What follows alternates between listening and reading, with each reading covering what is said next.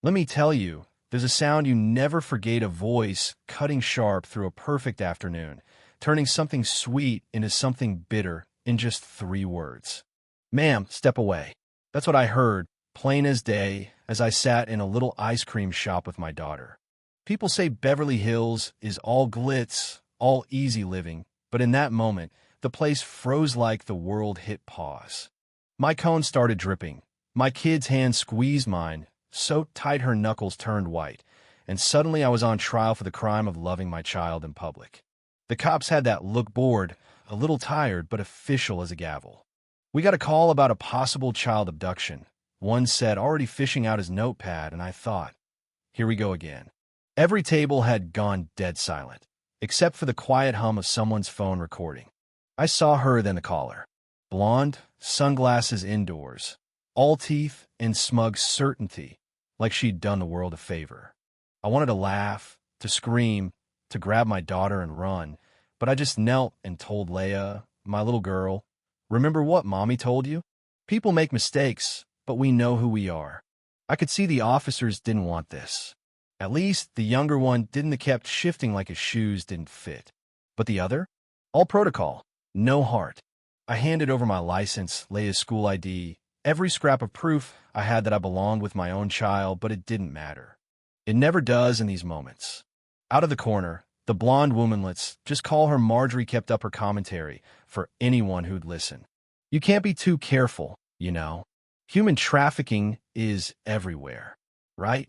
Because the most suspicious thing you'll ever see in Beverly Hills is a black mother and her light-skinned daughter sharing Sunday. You know what the worst part is? This isn't new for me.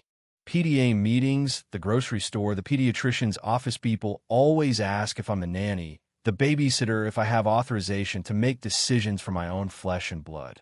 Every incident chips away at you until you start to wonder if you're ever going to be seen for who you are or just what you look like. So when the officers radioed for backup standard for a possible child abduction, I called my husband. Blake, I barely had to say a word. I need you here. Now. He was already on his way.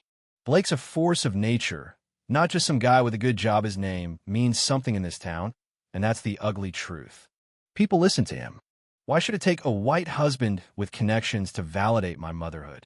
But I used every tool I had, because my child was watching. While we waited, Marjorie went from just annoying to bold. What exactly made you think I kidnapped this child? I asked her, just loud enough for the whole cafe to hear. Her cheeks went pink. She tried to explain herself, but couldn't finish the sentence. She just grabbed her purse and left, muttering about why she doesn't come to this neighborhood anymore. Funny, I thought, neither do I. How do you explain this to a child? Leia asked me. Why is that lady mad at us? I wanted to tell her the truth. Some people make choices to see danger where there's only love, choices to call the police on families that don't look like their own. But I just said, she made a mistake, baby. Even though it was so much more than that. And then Blake arrived, filling the doorway like a storm rolling in. 6'2", that calm kind of fury that makes you forget how to breathe. He took one look at the officers and made it clear this wasn't going away quietly. You separated a 6-year-old from her mother based on what? Suspicion from a stranger who didn't like how we looked together. The officers tried to explain themselves, but the more they talked, the more ridiculous they sounded. When Blake said he was calling his lawyer, the police chief, and every news outlet in the city, you could see the officers start to sweat. The next hour was a blur. Lawyers, police supervisors, news crews. All for ice cream. I sat with Leia in the corner, trying to protect her from the chaos, answering the same questions over and over. Dr. Henderson, can you prove you're her mother? I handed over her birth certificate, our family photos, medical records, IVF documents, every piece of paper that proved I belonged. I've got degrees, I've got credentials, but none of it matters when a stranger's word can outweigh your own. I was asked to describe what it's like living this way. I told them, it's always having to prove yourself. At school, I'm the child care staff. At the doctor, to double-check I have permission. At the park, parents ask where her real mother is. I'm not the nanny, not a kidnapper. I'm her mother. In every way that matters. Blake pushed for accountability. The police said they'd look into it, but you know how that goes. The video someone took went viral.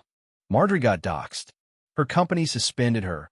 Her social media went dark. The world wanted justice, but honestly, I just wanted peace. The days after were a whirlwind interviews, support pouring in, a national conversation erupting. Eventually, I sat on TV, looking straight into the camera, and said, "What happened at that cafe is simple." Someone looked at my family and saw a problem, not love. I'm tired of proving I belong with my own child. I'm tired of explaining myself to strangers. Maybe it's time people looked at their own assumptions instead. Things changed after that. We opened a center for multiracial families, resources, training, support so no other family would have to go through what we did. Leia cut the ribbon herself, smiling for the cameras. "Mommy, are you famous now?" she asked. I laughed and said, "Not famous, baby, just someone who spoke up." 3 years later, I got an award for our work. I stood up in front of a room full of families and said, "Someone tried to separate me from my child because of how we look together." What they didn't understand was that love doesn't come with a color chart. Family isn't about matching skin. It's about belonging, and that's something you carry in your heart. That night, Leia, 10 years old, wise beyond her years, asked, "Do you think about that day?" I told her the truth. Sometimes, yes. She smiled and said, "I'm glad it happened. Now other kids know they're not alone." Sometimes the biggest fights aren't loud. Sometimes the real victory is refusing to let the world tell you who you are. If you've ever been judged for loving your family out loud, for being different in a world that likes things neat, tell me, would you have done?